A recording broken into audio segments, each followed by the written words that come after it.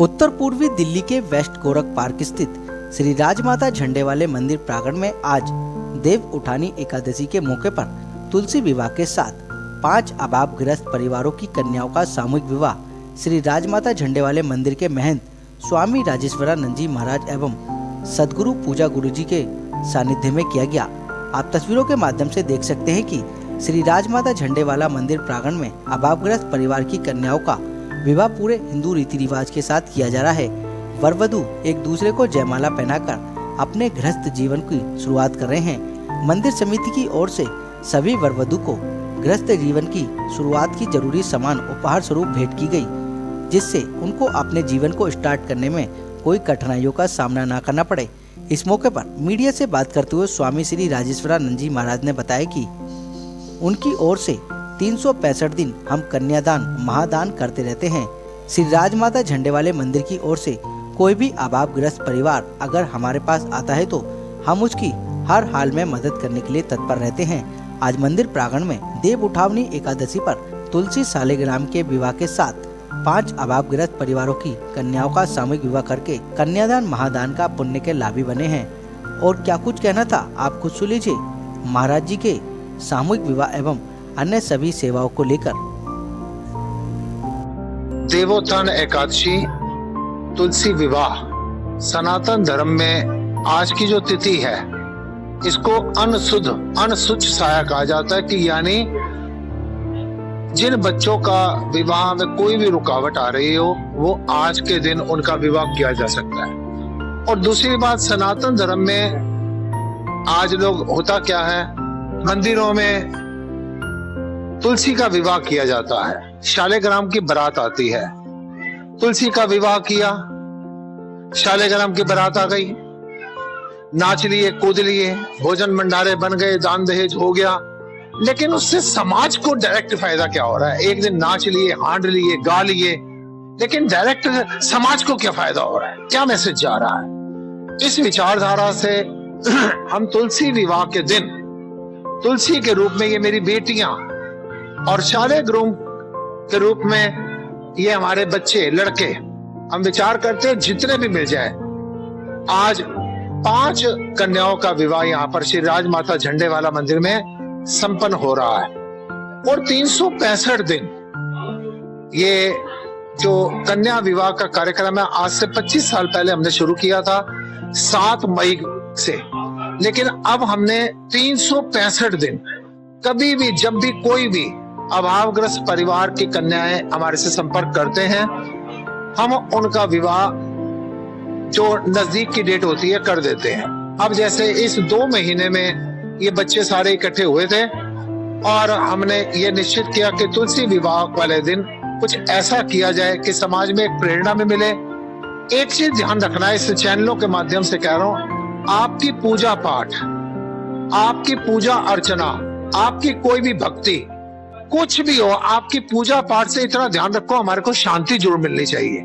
अगर आप पूजा कर रहे हो, पाठ कर रहे हो, तीर्थ कर रहे हो, व्रत कर रहे हो, कभी वैष्णो देवी जा रहे हो, कभी खाटू श्याम जा रहे हो, क्या do you have any peace of mind? No, nothing, never. What is the reason? हमारी पूजाओं का फिर कारण क्या है? हम क्या हो रहा है? और दूसरी बात, हमारी पूजा, आप भगवान शंकर पर दूध चढ़ाई में मना नहीं कर रहा, लेकिन इतना भी याद रखिए कोई गरीब आदमी है उसके दूध का, उसके बच्चों के दूध का ध्यान जरूर रखिए।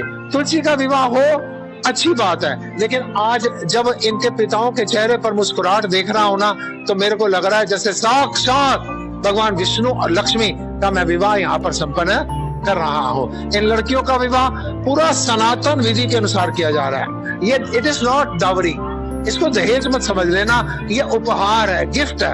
इन नव दंपतियों को अपने जीवन को एक नए स्तर से, नए सिरे से शुरू करने के लिए श्री राजमाता झंडे वाला मंदिर के शिष्य की ओर से सारा A to Z, आभूषण, वस्त्र, बर्तन, कपड़े, बेड, बिस्तर, हर चीज इनको उपहार में भी दी जा रही है।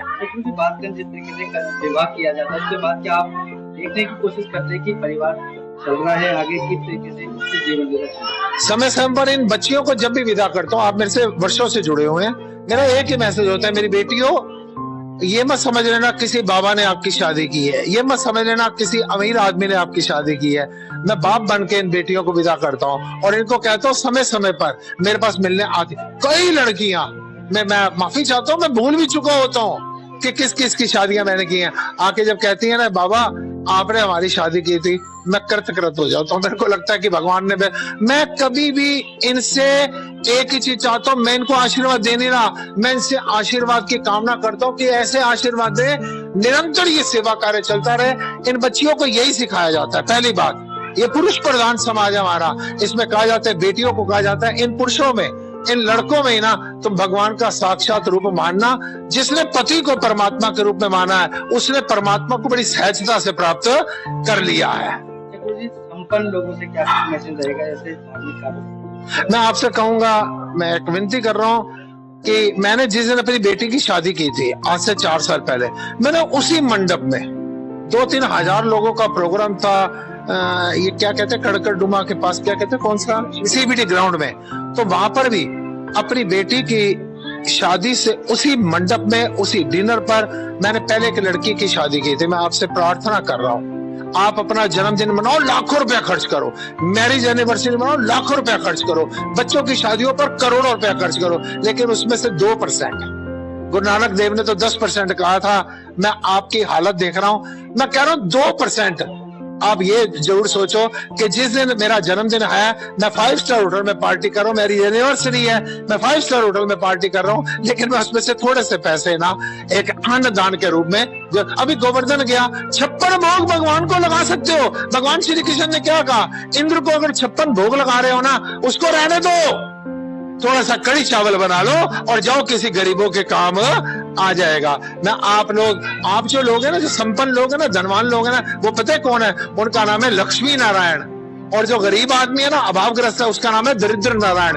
लक्ष्मी नारायण की ड्यूटी बनती है दरिद्र नारायण का ध्यान रखें। आप याद रखना, किसी कमजोर की सेवा नहीं करनी, किसी गरीब की सेवा नहीं करनी, किसी असहाय की सेवा नहीं करनी, किसी अभावग्रस्त की सेवा नहीं करनी, दीनहीन की सेवा नहीं करनी, दीन दयालु की सेवा करनी है। यानी अगर आप किसी गरीब की सेवा करेंगे, आपके मन में अहंकार आ जाएगा कि मैं अमीर। अगर किसी नीचे की सेवा करेंगे, मैं ऊंचा। आपको सेवा करनी है, मेरे को परमात्मा ने सेवा का अवसर दिया है। इस प्रकार से इतने सुंदर समाज की परिकल्पना मैं करता हूं ना। यहाँ पर 4 सालों से एम्बुलेंस रखी हुई है मैंने, आपके सहयोग से। लड़कियों की शादी होती है, कोई अभावग्रस्त विधवा हो, उसको राशन दिया जाता है। किसी की क्रिमेशन करना हो, संस्कार करना हो, मेरे को आप सेवा का मौका दीजिए। डेली यहाँ पर भंडारा लगता है, आज 4 साल से डेली भंडारा। कोई किसी प्रकार की आपको सेवा ना, एक बार श्री राज माता झंडे वाले मंदिर को याद करो। ये तीर्थ स्थान है दीन दुखियों का। It is not only A temple. ये सेवा का एक मूल मंत्र का ज्ञान देते हैं हम कि आओ सारे मिलकर सेवा करें। मैं अपनी बेटियों की जो शादी कर रही हूँ, गुरु महाराज जी जो अपनी बेटियों की शादी कर रहे हैं, हम उन्हें आशीर्वाद देते हैं कि जैसे हमने अपना जीवन व्यतीत करा है, अपने पति में ही गुरु का दर्शन करते हैं, भगवान का दर्शन करते हैं। अगर इन्होंने बोला कि इस टाइम रात है, तो हम कहते हैं रात है। इस टाइम बोलते हैं दिन है, तो दिन है। हम उनके पीछे पीछे चलते रहते हैं। इसी चीज से हम कहते हैं, आशीर्वाद देते हैं कि बेटियों को ये भी ऐसे अपना जो है पारिवारिक जो है जीवन शुरू करें। जय माता।